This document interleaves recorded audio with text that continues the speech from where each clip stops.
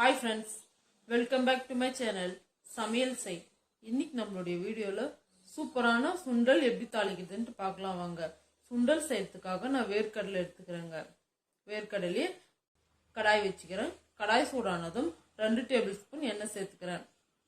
எண்ணெய் சூடானதும் 1/2 table spoon கடுகு சேர்த்துக்கிறேன். கடுகு நல்லா பொரிஞ்சு வரட்டும். பாருங்க, கடுகு நல்லா பொரிஞ்சிச்சு. கட் பண்ணி வச்சுக்கிற 2 வெங்காயம் சேர்த்துக்கிறேன். மீடியம் சைஸ் வெங்காயம் இந்த மாதிரி கட்டமாக கட் பண்ணி வச்சுக்கோங்க. இது கூடவே காரத்துக்கு தேவையான அளவுக்கு பச்சை மிளகாய் சேர்த்துக்கிறேன். நான் 5 பச்சை மிளகாய் எடுத்துக்கிறேன். வெங்காயமும் பச்சை மிளகாயும் நல்லா வதங்கட்டும். சுண்டலுக்கெல்லாம் வெங்காயம் கொஞ்சம் கூட சேர்த்துக்கும் போது டேஸ்ட் ரொம்ப நல்லா இருக்கும். வெங்காயம் வதங்கிறதுக்காக உப்பு சேர்த்துக்கிறேன். நம்ம கொட்டை வேக வைக்கும் போதே உப்பு சேர்த்து தான் வேக வச்சுக்கிறோம். இந்த மசாலாக்காக மட்டும் கொஞ்சமாக உப்பு சேர்த்துக்கிறேன்.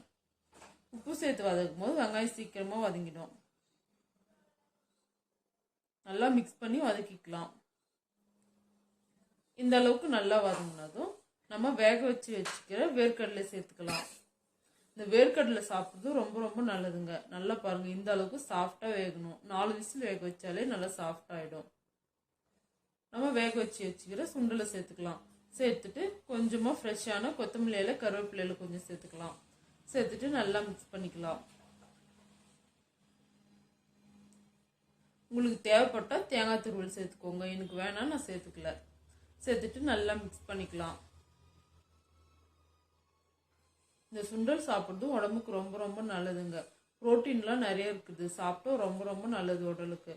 இன்னும் குழந்தைங்களுக்கெல்லாம் கொடுக்கும்போது ரொம்ப ஆரோக்கியமா இருக்கும். இது ஸ்கூல் போகும்போது ஸ்நாக்ஸாக கூட கொடுத்து அனுப்பலாம்.